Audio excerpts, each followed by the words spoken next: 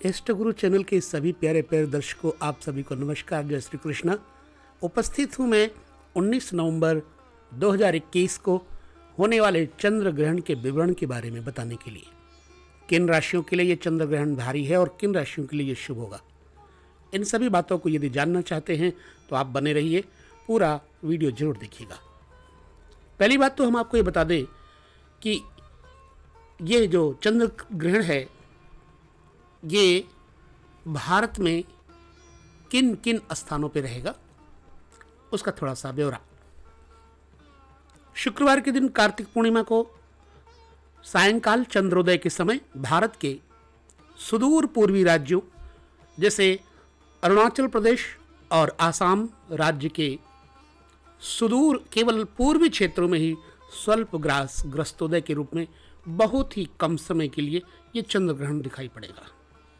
बाकी भारत में यह ग्रहण बिल्कुल नहीं दिखाई देगा। जिन सुदूर पूर्वी नगरों में यह ग्रहण दिखाई देगा वहां चंद्रमा ग्रस्त ही उदय होगा और उदय के कुछ ही मिनटों के बाद ग्रहण समाप्त हो जाएगा। भारत के अलावा यह ग्रहण अधिकतर Europe, Asia, Pakistan, Afghanistan, Iran और उत्तर पश्चिमी भारत को छोड़ करके ऑस्ट्रेलिया, उत्तर पश्चिमी अफ्रीका, उत्तरी तथा दक्षिणी अमेरिका, कनाडा सहित में खंडग्रास रूप में दृश्य होगा। भारतीय स्टैंडर्ड टाइम के अनुसार इस ग्रस्त उदय खंडग्रास चंद्र ग्रहण का स्पर्श और मोक्ष इस प्रकार से होगा। ग्रहण का प्रारंभ समय होगा जो 12:48 और ग्रहण का मध्यकाल होगा दोपहर 2:33। ग्रहण का समाप्ति काल होगा 4:37। ये सब दोपहर से शुरू है और शाम को 4:17 से। तो मेरे कहने का अभिप्राय आप समझ गए होंगे कि चंद्र ग्रहण यहां क्यों नहीं लगेगा। दोपहर में चंद्रमा दिखाई नहीं पड़ते, पूर्णिमा का दिन होगा और ग्रहण का मध्यकाल 2:33, ये भी दोपहर रहेगा और ग्रहण का समाप्ति काल 4:17, यह सायंकालीन होगा। तो चंद्रमा में मलिनता शुरू हो जाएगी 11:30 पे और चंद्रकांति निर्मल हो जाएगा 5:36 शाम को। तो जो परम ग्रास मान का परसेंटेज है वो 97% है और ग्रहण की टोटल जो समयावधि है वो 3:29। तो ये ग्रहण भारत के कुछ ही क्षेत्रों में दिखाई देगा, पहले ही कह चुके हैं, अरुणाचल प्रदेश इत्यादि में। तो यहां पर बाकी क्षेत्रों में ग्रहण का कोई प्रभाव नहीं होगा। भारत के इन प्रदेशों में भी अगर कोई चंद्र ग्रहण देखना चाहेगा जहां की चंद्र ग्रहण लगेगा तो दिखाई नहीं पड़ेगा, खुली आंखों से नहीं दिखाई पड़ेगा। अगर आप दूरबीन के साथ देखने का प्रयास करेंगे तो शायद दिखाई पड़ जाए और सिर्फ अधिक से अधिक 8 मिनट तक के लिए ग्रस्त उदय खंड ग्रहण दूरबीन के द्वारा ही दिखाई पड़ेगा। जैसा कि पिछले ग्रहण में भी लिखा गया था, बताया गया था, बोला गया था कि इतने अल्पग्रास वाले ग्रहण को शास्त्रकारों ने अलक्ष्यपूर्ण लिखा है और इस प्रकार के ग्रहण की चर्चा करना बेकार है, क्योंकि भारत के इन क्षेत्रों में भी पूर्वी राज्यों में ग्रास का समय बहुत थोड़ा होगा, इसलिए इन नगरों में भी इस ग्रहण का कोई महत्व नहीं है। फिर भी सभी दर्शकों को हमारा बताने का यही उद्देश्य है कि आप लोग वहम से बचें, भ्रम से बचें।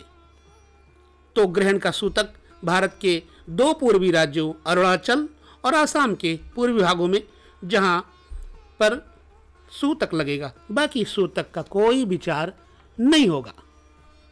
तो इसलिए आप सभी लोग ग्रहण का कोई भ्रम न रखें और अपने आप को सुरक्षित रखें, सुरक्षित रहें। फिर भी मैं कुछ राशियों के लिए इतना जरूर बता दूंगा कि देखिए, ये मेष राशि चंद्र ग्रहण खास तौर से मेष राशि पर है, इसलिए यहां पर मेष राशि वालों को समझना होगा कि धन का खर्च, मानसिक अशांति अधिक रहेगी। बाकी इतना ज़्यादा कोई सोचने की जरूरत नहीं है। वृष राशि वालों के लिए भी खर्च ज़्यादा और सिर पीड़ा, मानसिक अशांति, व्यर्थ की व्यथा रहेगी। मिथुन राशि वालों के लिए भी पंचमस्थ जो मंगल शून्य बुध हैं, ये थोड़ा उदर पीड़ा देंगे। और कर्क राशि वालों के लिए कोई विशेष हानि नहीं है।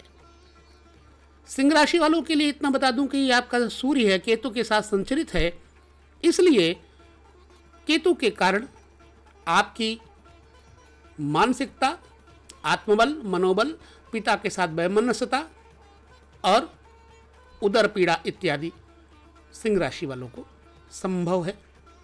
तो इसलिए दान इत्यादि करने से आपको यह ग्रहण नुकसान नहीं देगा।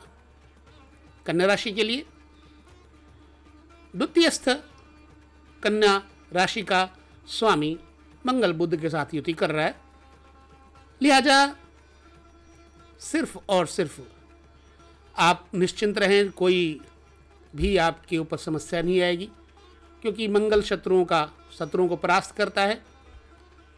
थोड़ा क्रोध से बचें, बाकी आपको इस ग्रहण से कोई नुकसान नहीं होगा।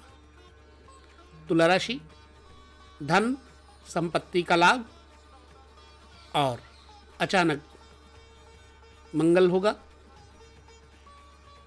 वृश्चिक राशि, आपके राशि पर सूर्य केतु संचरण कर रहे हैं, मानसिक अशांति का कारण बनेगा, इसलिए केतु का दान करें और आदित्य हृदय स्तोत्र का पाठ करें ग्रहण काल में।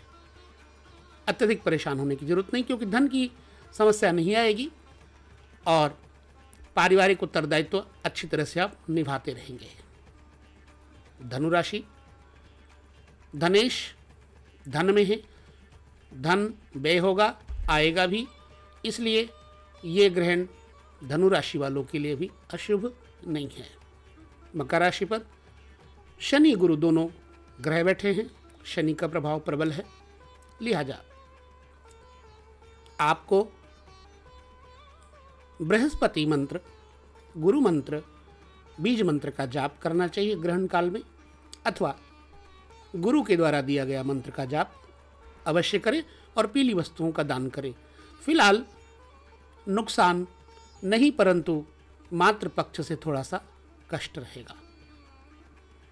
कुंभ राशि, धन का अपव्यय होगा आपके लिए और व्यर्थ में भ्रमण यात्राएं होंगी, उलझन बढ़ सकती हैं, परंतु आप कुत्ते को दही बड़े खिलाएं और शनि संबंधी वस्तुओं का दान करें, आपके लिए ग्रहण अशुभ नहीं होगा।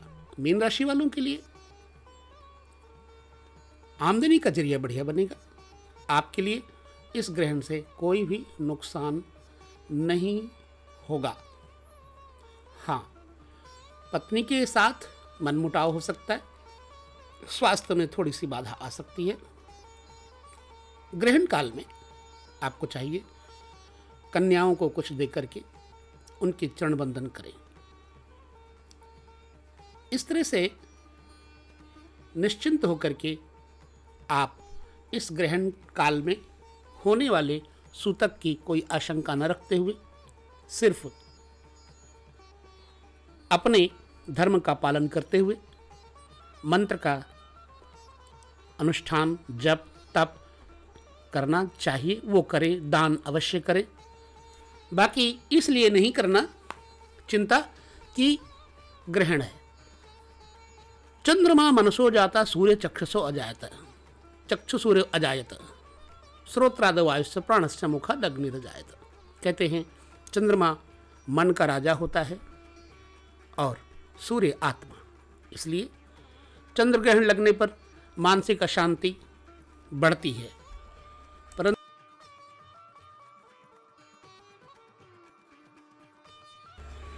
थोड़ी मानसिक अशांति के कारण चंद्रमा खराब कर देता है, लिहाजा चंद्र ग्रहण का प्रभाव हल्का फुल्का रहेगा। मेष राशि वालों के लिए विशेष करके सावधानी का समय है। बाकी सब के लिए जिस तरह से बताया उस तरह से आप यदि उपाय करते हैं तो आपको इस ग्रहण का कोई नुकसान नहीं होगा। महिलाओं को जो गर्भवती हैं उनको मैं यही कहूँगा कि ग्रहण काल में फिर भी अपनी सुरक्षा के लिए अपने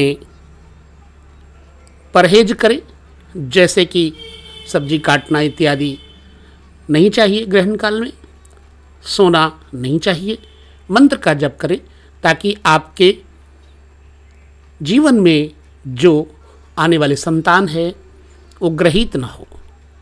बाकी तो बस इतना ही। किसी ने बोला था कि चंद्र ग्रहण के ऊपर थोड़ा सा बता दीजिए, सो मैंने वाजिब समझा इसलिए आपको ये चंद्र ग्रहण की सूचना दी। बस इतना ही। पुनः मिलेंगे, तब तक के लिए सभी को जय श्री कृष्ण।